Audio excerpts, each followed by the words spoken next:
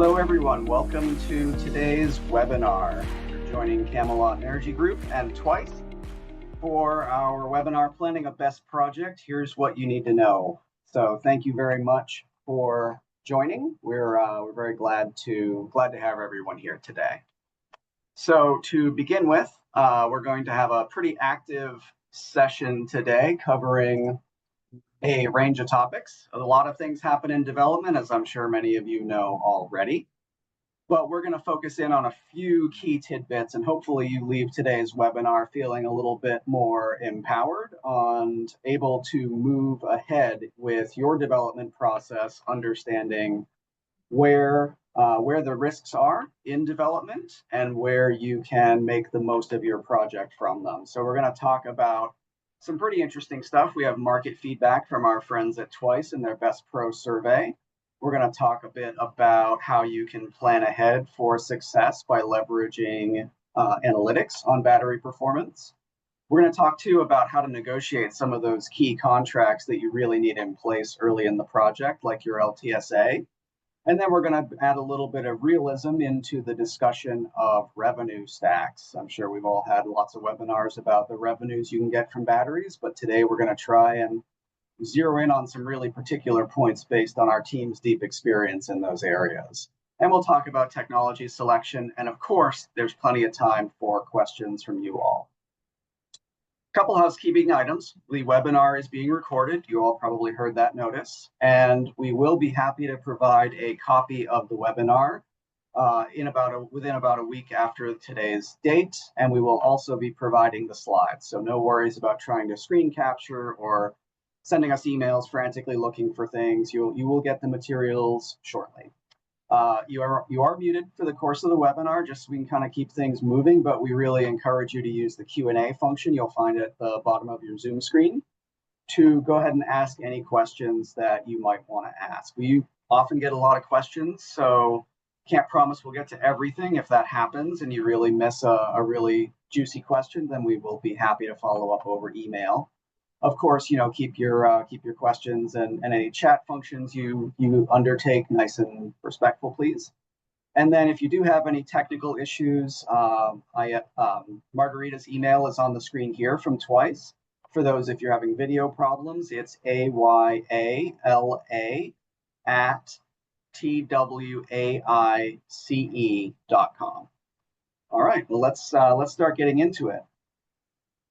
So this is part of our BESS Lifecycle webinar series. This is webinar number 1, planning BESS projects, rather. In July, we'll be doing another of these on financing BESS projects, which will be pretty impactful, I suspect.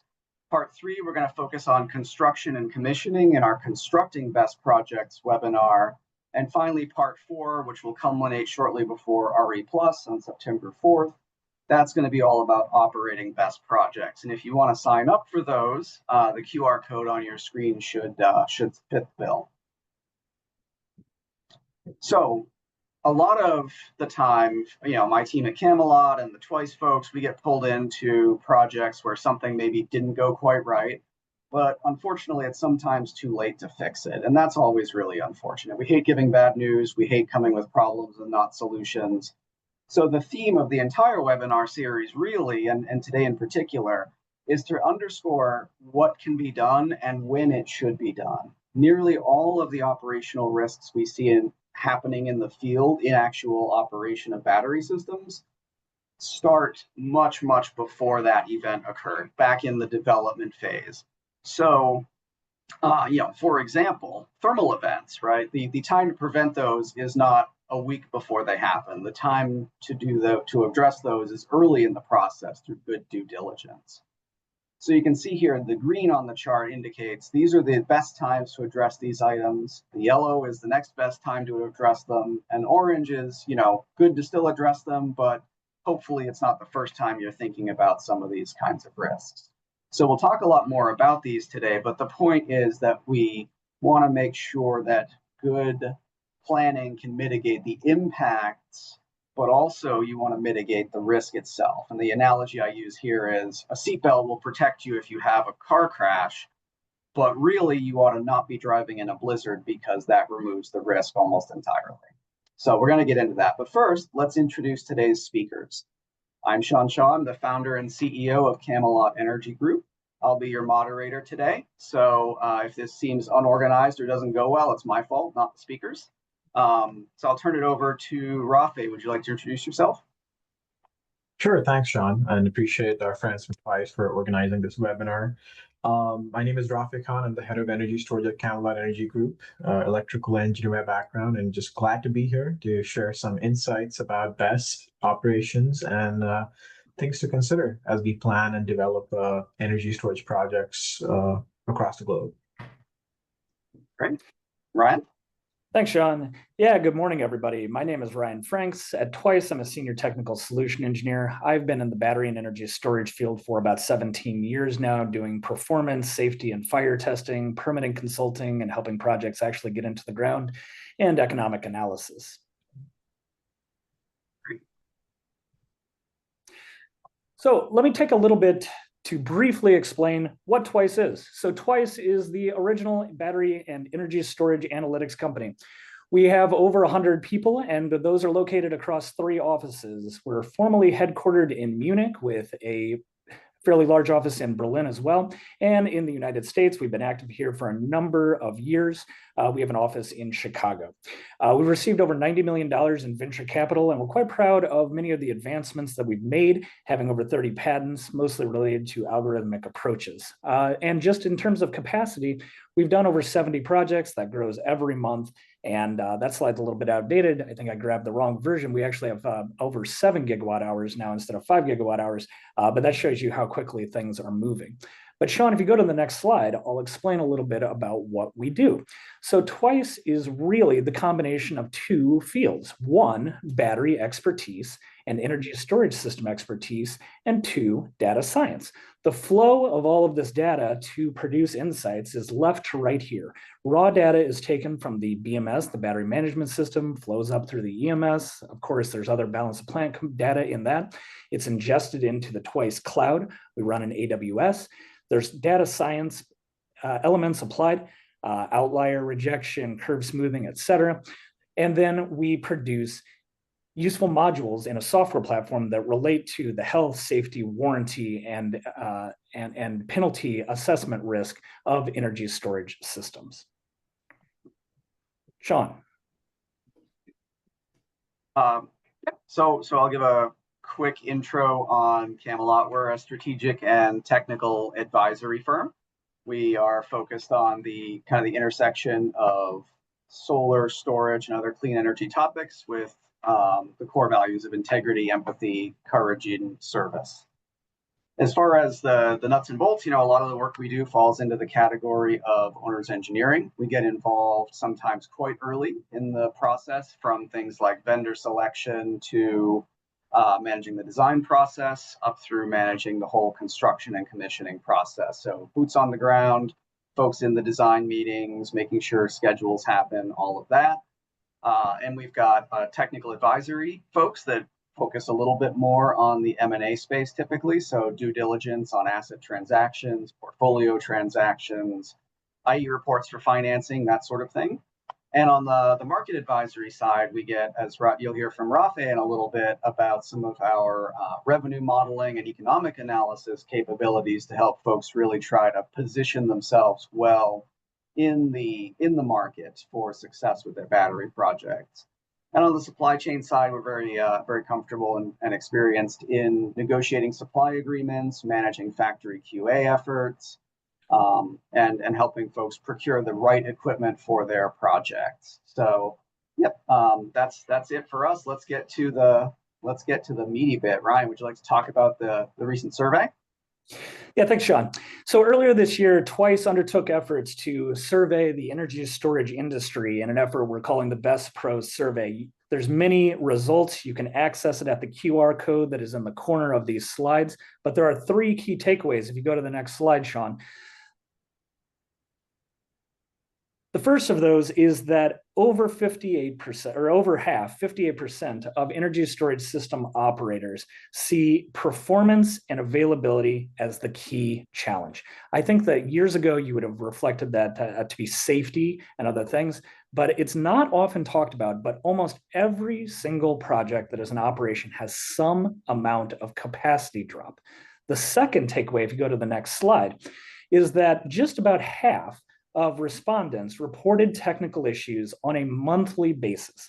This I found surprising. Of course, people don't like to air their dirty laundry and make presentations and publish papers about the problems that they're having, but my sense of things was certainly that there might be 1, 2, 3 problems a year, but certainly not monthly. Very eye-opening. The third takeaway, if you go to the next slide, is that there is middling experience with the way things have been handled with these digital assets of energy storage systems. Only 55%, just about half, are satisfied with their energy storage system software stack. There's lots of room to make value out of the data that is coming off of these energy storage systems. Next slide, please. So this survey had 83 respondents, and it's not biased. There's a wide cross-section. Of course, most people in the industry work for an IPP or an asset owner or developer, but we also had respondents in the EPC space, integrator space, utilities, and contractors that do operations and maintenance.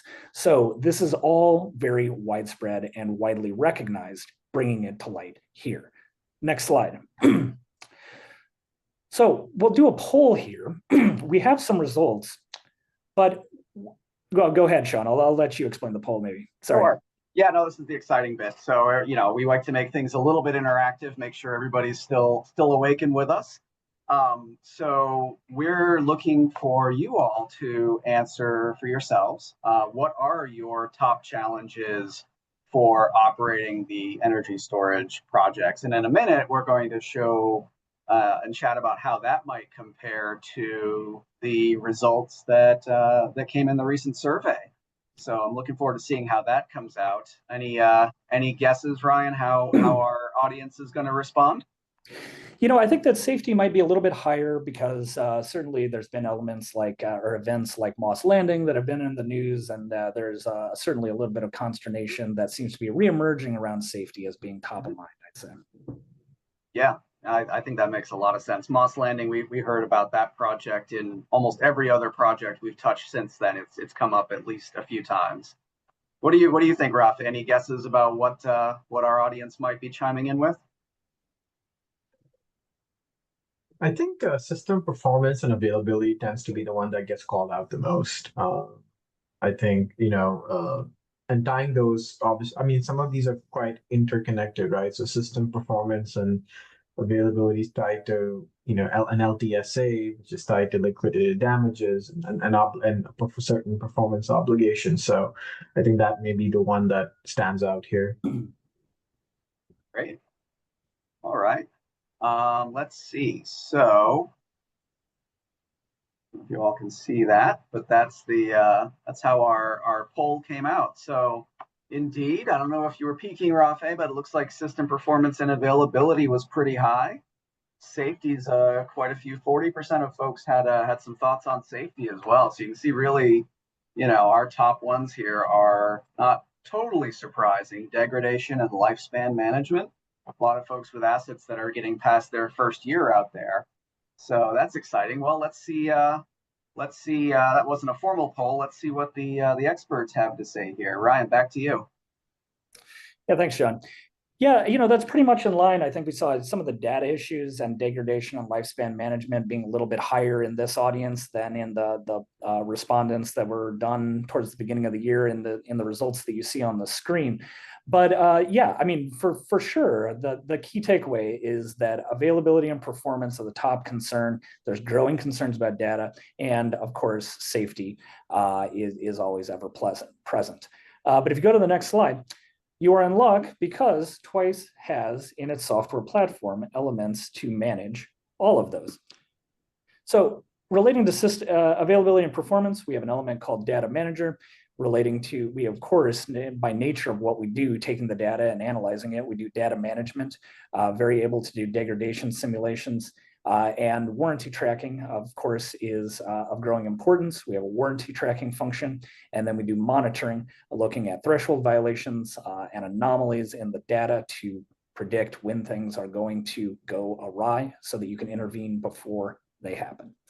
We don't have time to, in this today, to show everything in the platform. That's not really the purpose of this planning stage webinar. We'll get to that in one of the later webinars.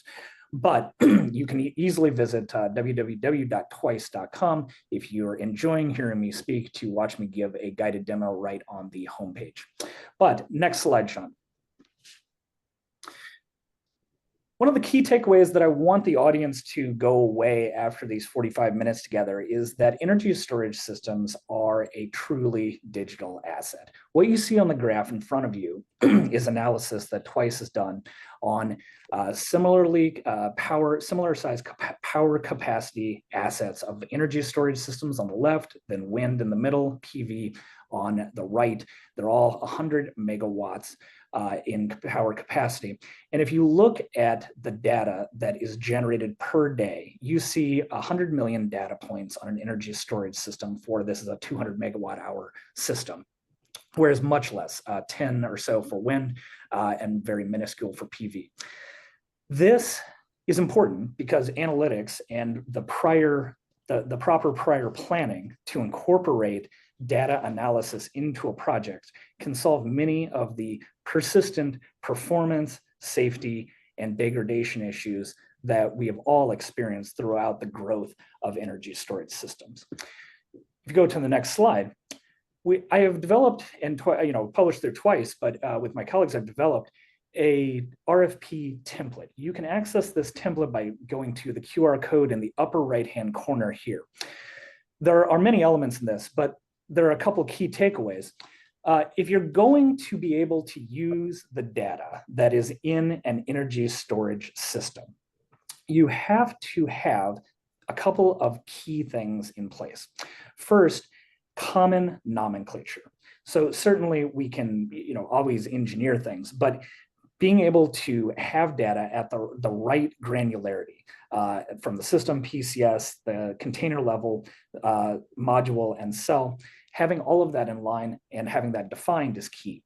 More important is looking at establishing with your vendor supply chain the proper data logging methodology, whether that's continuous or on change, and being able to convey those points appropriately outward towards external sources like analytics. And the third is having the ability to create a data connection, the ability to ingest that data. There are three methods that we make available. The first and most preferred is doing a push via REST API. The second is periodic sending of CSV files to a secure FTP server. And the third is using a pull stack. On the right side, you see one of the most important tables in that RFP template, which I encourage you to use and incorporate into your RFPs when you're planning an energy storage project.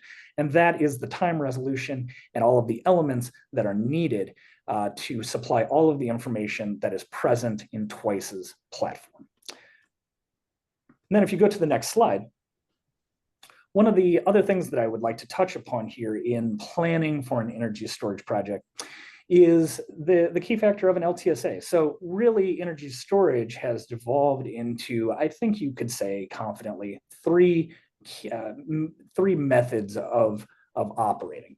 So on the first, you have a PPA, a power purchase agreement. You're operating the energy storage system, but somebody else has built it and owns it. And frankly, any problems, they're sort of not your horse, not your farm. It's their problem. The second is an LTSA, a long-term service agreement, and we'll get into that in a second.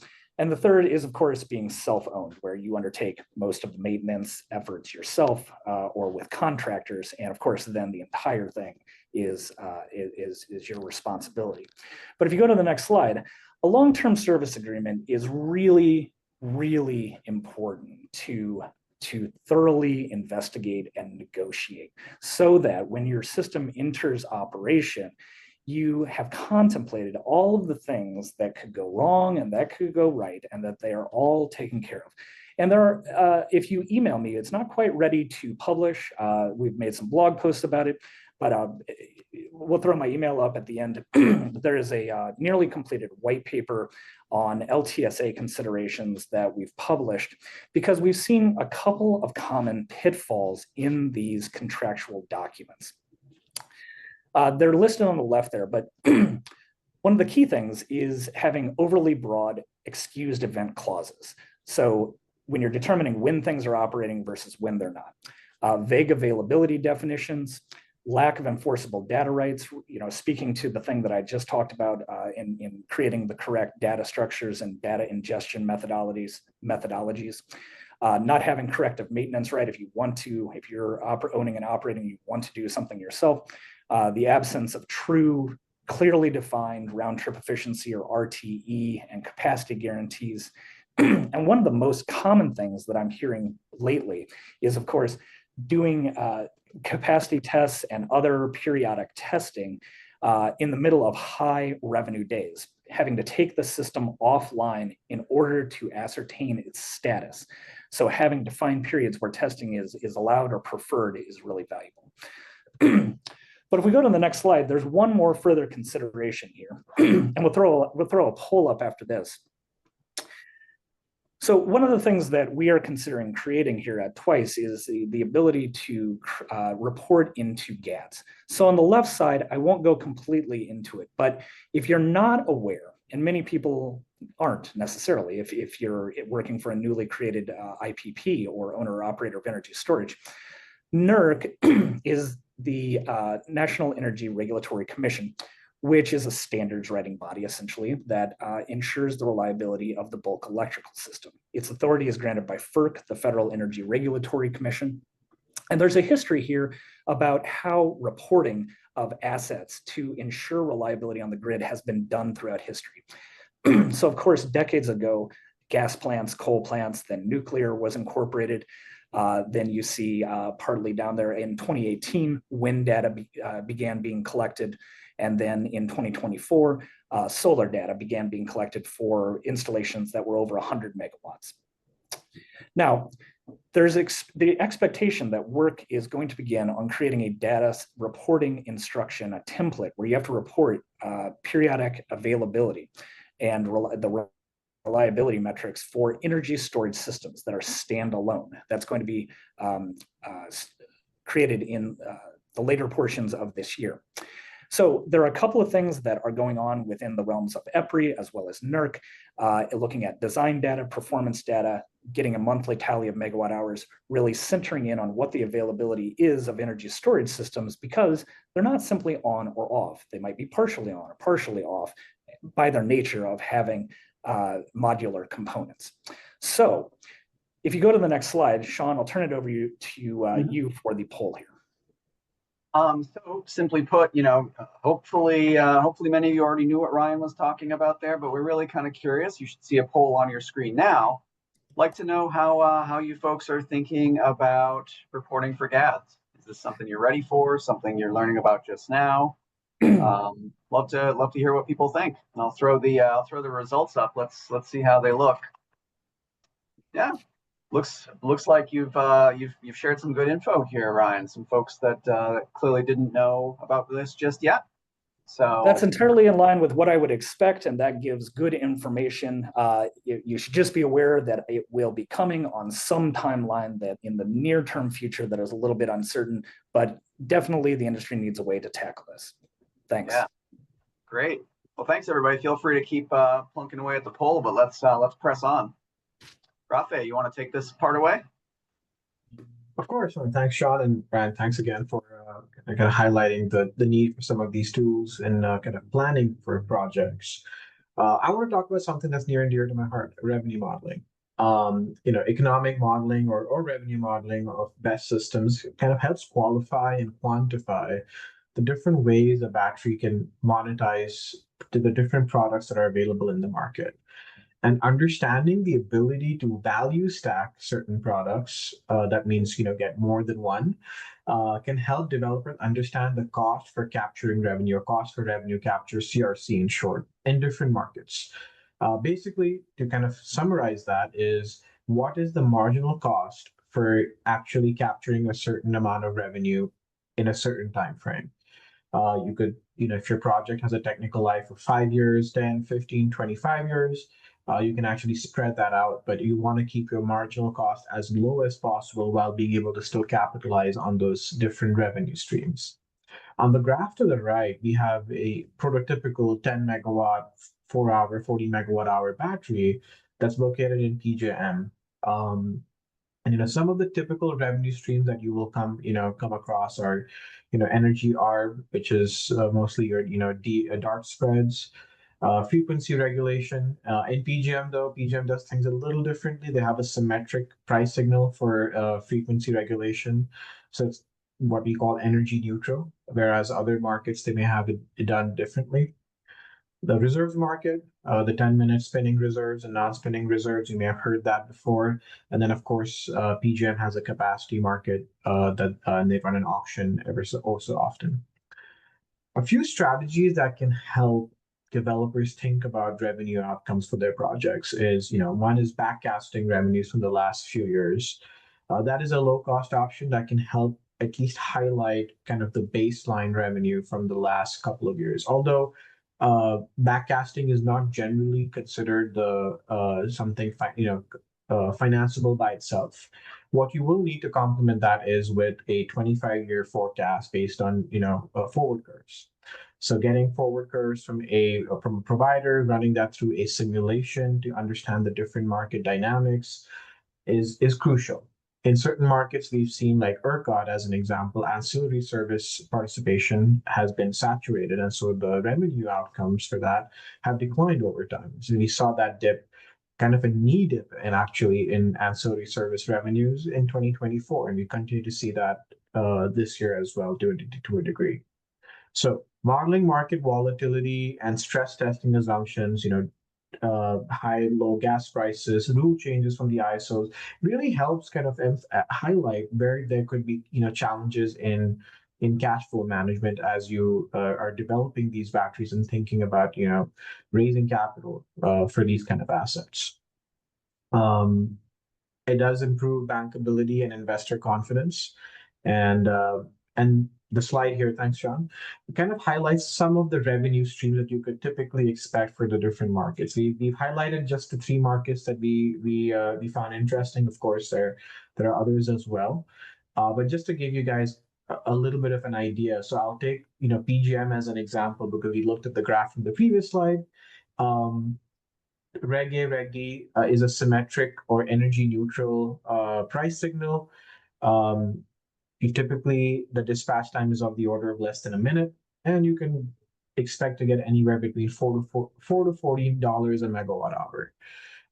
So we've kind of highlighted the different dispatch time, the intervals that are required for certain revenues, and then how long do we need to sustain a discharge in order to be able to capture those revenue outcomes. As an example, in order to get let's say synchronized access to the synchronized reserve market, we need to be able to discharge for greater than 30 minutes continuously. So just to give folks an idea of what is required in order to be able to value stack effectively.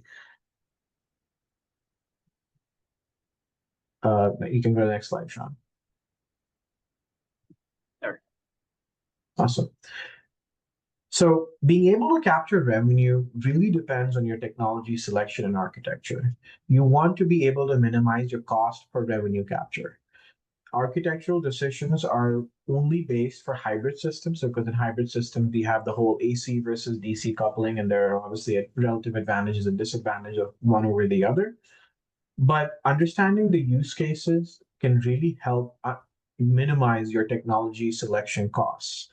Some of the things that influence the choice of technology are cycle life, round trip efficiency, response times, availability, thermal stability, and SOC management. Kind of an example that I'd like to again highlight from PJM is, the Reg D market is participating in Reg D, or regulation down. In frequency regulation, just broadly speaking, batteries will do several shallow or partial cycles a day.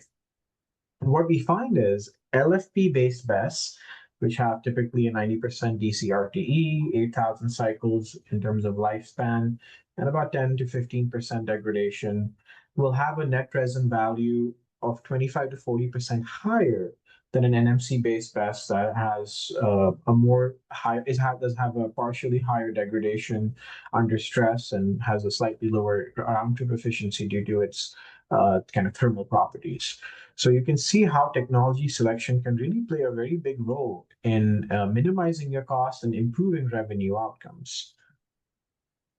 And there are alternative chemistries here at play as well that can be better suited for certain applications than others, like black start, etc., that are more specific revenues that need to be actually applied for with the different ISOs. Thanks, Sean. The next topic I want to talk about is siting. What does successful siting look like? Well, siting is a multi-dimensional process. It needs to align with technically needs to align with the needs of the grid, financially with revenue outcomes, legally with code compliance, and socially with community acceptance. Some of the key considerations for siting a project obviously are based on what are the typical revenue outcomes that we can achieve from siting a project in a specific market or at a specific node on the system. What are some of the considerations with respect to interconnection? Can we actually can a substation host that kind of capacity for a typical 100 megawatt project? Is there congestion on that line? Can we safely deploy the system in this jurisdiction?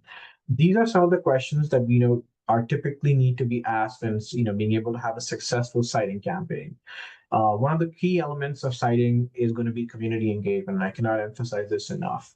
Lithium-ion batteries or any kind of battery does need the support of the community. So being able to provide training, being able to talk to the members of the community, explain the benefits of having the battery and how it kind of ties into getting public support are critical pieces of the development process. Can you go to the next slide, Sean?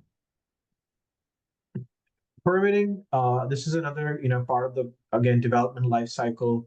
Permitting BESS projects requires navigating multiple layers of regulatory, technical, and safety approvals, often across different layers of government, in local, state, and federal. The process can be lengthy and can be highly complex and location specific. Some of the key considerations to be made for permitting is that it can be concurrent across layers or sequential depending on the jurisdictional structure. So permitting a project in Texas could be very different from doing something in South Carolina, as an example. Developers must expect going forward detailed fire safety submittals and possible third-party review of their reports.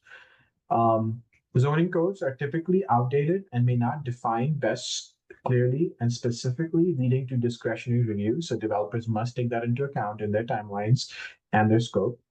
And permitting timelines, of course, can range anywhere between 6 to 24 months, depending on project complexity and jurisdiction. I've highlighted some examples and key reviews across different categories for you all to review as you all are thinking about different projects and how to get them permitted. Sorry, you want to go to the next slide, please? And here we have a little output from a noise study that was conducted, and you can see how the BESS system, albeit it's localized, does produce a certain amount of noise, and this needs to be factored into the community engagement program. Absolutely. Interconnection, one of the hottest topics in the industry. One of the most technically intensive and risk-prone phases of development, and has a direct impact on project viability. Interconnection requires early engagement with utilities and ISOs and rigorous technical modeling and clear visibility into Q risk and upgrade exposure. Some of the things that get impacted on, especially when it comes to interconnection, is the length of the grid tie, the loss waterfall that needs to be assumed in order to size the BESS effectively, the systems, and then the nodal analysis.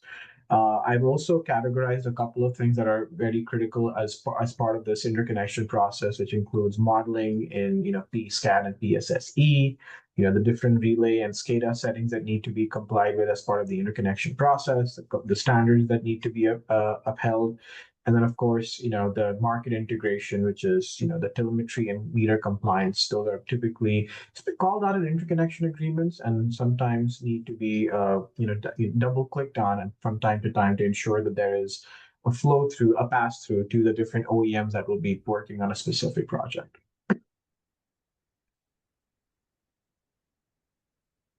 So to my point on kind of nodal analysis, and this is where it comes into playing into interconnection, is you want to be siting your project at a location which has the hosting capacity, but also has hopefully blockbuster revenue outcomes.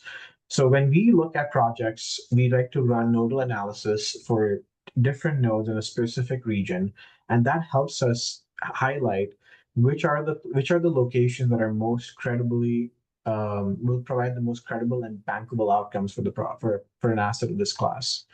Um, this is the example that we have here is ERCOT, where we get price signals and market data from ERCOT that ties directly into your qualified scheduling entity, and then you're able to use that in order to make informed decisions about dispatch, which is charging and discharging the BESS system. Depending on the project, your loss waterfall may be higher or lower, and then we take that loss waterfall into account when sizing the project for both power and energy. Okay, go to the next slide, Sean. So all that considered, we put together a RACI matrix to kind of help highlight where are the key, who are the most key stakeholders in the process. And of course, the developer has the most amount of accountability along with the engineering and procurement teams. We've highlighted some of the top 10 or 12 categories of where tasks will typically lie. And of course, RACI matrices are subjective. They can change depending on the mix of stakeholder and the capabilities of each stakeholder. But generally, what you'll see is that the bulk of the work will fall on the developer and, of course, the engineering and procurement teams that have direct insight into things like strategic sourcing of equipment, best sizing, integration with the grid, integration with the transmission service provider, and whatnot. And then last but not the least, we wanted to put together a risk register to highlight some of what are the top 5 or 6 risk factors that clients typically come up with. And of course, top of the list is interconnection. Revenue followed by revenue uncertainty, supply chain and procurement, regulatory changes, and then fire safety and system degradation. And then I think this has been corroborated well with some of the polling that we just did to a few minutes earlier. What we typically see is that these risk factors can derail projects quite a bit.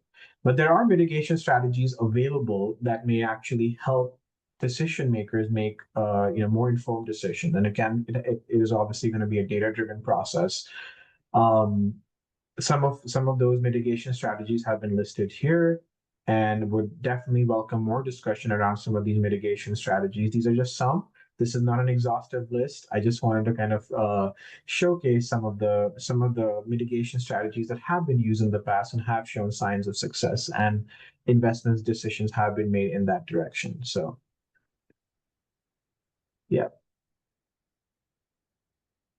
Okay. And we want to get to some questions here in a minute, but if you're sort of enjoying the interplay brought to you by the TWAICE and Camelot team here, I'm really pleased to announce the launch of a new initiative we're calling TWAICE Consulting. So we're collaborating very closely with our partners and friends at TWAICE to leverage a really data-driven approach to solving problems with projects. So bring the best of both worlds together in many cases, or at least we think so, in order to help folks out there wrestling with projects all the way through the life cycle, from development up through operations and with M&A as well. So if any of those types of challenges are plaguing you at whatever stage you're at, by all means, please do give us a shout. But from there, and here's everybody's email in case you want to follow up with any of us in particular, no doubt with compliments on our great webinar today. But in any case, yeah, let's get to a couple of questions. We have had some lively folks kind of chiming in here, so I guess why don't we start right into it? So I think, Rafe, why don't we start with you, and then Ryan, maybe you can chime in on this one. So, what are we seeing out there for people doing overbuilding versus augmentation? Is overbuilding becoming more common, maybe a little less common, and why might folks be choosing to overbuild instead of augmenting down the road these days?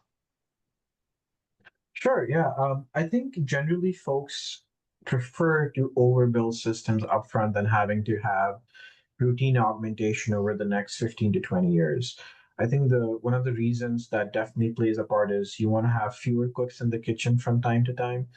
Um, it's also easier to just build everything up front rather than having, construction teams, visit the site, having to maybe trench, retrench, excavate, and then, the site going down for maybe an extended period of time that may, ding developers and IPPs on availability guarantees and such and things as such. So I think I have found that there is a broad acceptance of the overbuilding versus augmentation strategy. It gives a little bit more clarity in terms of, capacity, fade, kind of upfront, and then how to managing the system is also relatively easier. Um, so I would say that we find overbuilding to be more popular than augmentation. Yeah, I agree. Way more people talk about augmentation than actually do it, and don't have the proper planning in place to lay conduit, lay extra pads, or secure the extra space in many cases that's needed for energy storage systems. Of course, that runs against the trends of decreasing lithium-ion battery prices. But on the other hand, in this uncertain environment, buying things up front, depending upon your opinion, may also be an advantageous thing to do in the face of tariffs. Yeah, and LTSAs have changed over the last few years too, right, Ryan? In terms of capacity maintenance portions of those agreements. Yeah, exactly. I mean, so it really depends upon your unique situation as to what you do. But having a plan in place and realizing that once something is constructed, it's not the way it's going to be for the full life of the asset is of course widely recognized. Yeah, no, absolutely. And I think it used to be too that you would see that you expected battery costs to decline every year. So by pushing the cost out 7 years for an augmentation, you were hoping to get a cheaper battery. And the market's behaved in some ways, some surprising manners over the last few years with regard to a much more rapid cost decline than maybe we were picturing a few years ago. Anyway, I want to take another question here. So Lynn's asking about battery sizing tools. Maybe you can start this one off too, Rafe. How should somebody who's looking at a battery project model these things to try to get an optimal sizing configuration? Like, how would you think about that, or maybe what kinds of tools would you suggest they use? Yeah, it's a multi-dimensional process to size a battery. You have to take into account the different revenue streams, the dispatch strategy that will be used for the battery. Some batteries will cycle once a day versus maybe 2 times a day or more, depending on the situation.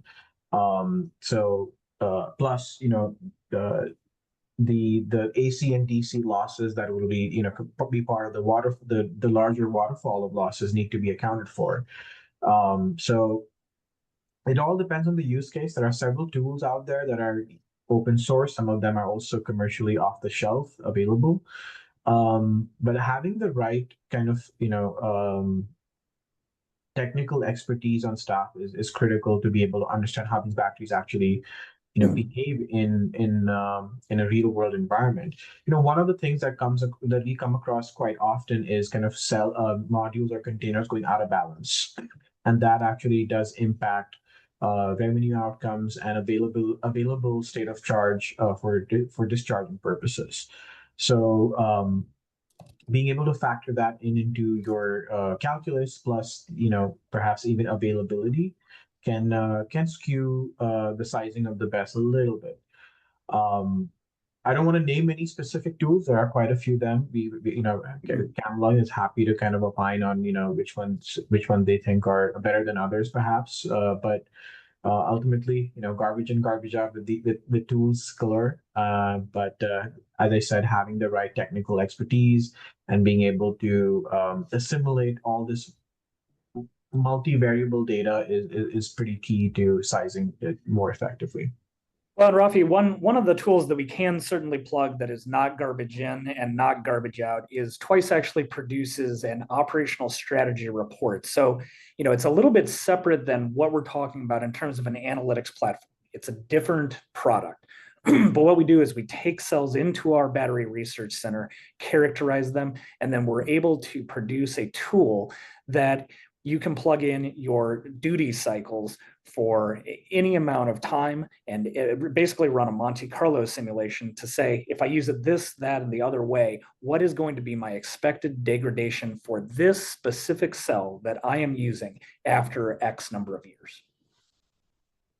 That's a great one, and it kind of leads into another question that I think is worth a quick chat about. So would something like that be useful, Ryan, for feeding into a pre-construction revenue analysis? Aflin's kind of asking what are best practices for curves and technical inputs on these early stage kind of comparison studies between BESS options on a site. Yeah, you're absolutely right. And, there's a couple of different levels where we can go from sort of a generic cell to a medium granularity cell to something that is fully characterized, that is really attenuated to the exact generation of cell that you are employing in this project. And yeah, you can feed that directly into plan what type of overbuild you might need, what type of augmentation you might be planning. And again, going back to the warranty guarantee and LTSA covenants, how you're structuring that whole contractual relationship in your supply chain. Yeah, well, that circles right around back to the notion of making sure you have realism in your pre-construction estimates. Rafi, what do you think about sort of curves or pricing data that folks should use when comparing BESS options for their site? Yeah, I mean, I'm not sure what they mean by curves, but I'm going to guess it's degradation curves. But you can split it between degradation curves and forward curves. I think for forward curves, really those are assumptions based on kind of certain probabilistic outcomes. And those may not be perfect from, one forward curve to another. It's kind of some curves may assume high gas prices, some may assume lower gas price, and that may typically have a correlation with how the curves behave over time, and that's based on just forward curves. When you're talking about degradation curves are very specific to a cycling profile. So if you have a cycling profile that is more than one cycle a day, it'll look different than something that's cycling, let's say, 3 times a day or 2 times a day. And that is, the kind of information you must ask your OEMs, because OEMs typically do accelerated life testing and all kinds of testing in a lab environment that can help influence what those curves will look like over a 15, 20, 25-year time scale. We are seeing a lot of OEMs now warranty, BESS DC blocks up to 25 years under an LTSA. So these curves are available. Please talk to your respective OEMs to kind of get to the bottom of those the trends of those curves and whatnot. And obviously, there's a cost associated with cycling more, cycling less, and that ties directly into one of the concepts that we discussed earlier, which is the cost for revenue capture, minimizing your cost while still maintaining higher or higher than normal kind of revenue outcomes based on current projections. Great. Well, thank you. And I realize we've gone a few minutes over, but it's always hard not to with so many good questions coming in. Folks, if you still have your Q&A window open, feel free to fire a few more in, but we'll likely have to follow up with those after the webinar. So rest assured, Ryan, Rafa, and I will be going through all the questions and try to get answers back to everyone we didn't get to today. But really appreciate the participation. The questions were great. For myself, thank you very much for attending. Rafe, Ryan, any closing remarks from yourselves? No, other than, please continue on with us. This whole webinar series culminates with RE Plus, the sort of event of the year. And that's kind of how we've aligned it to align a timeline of an energy storage system with the grand finale of meeting in person at RE Plus.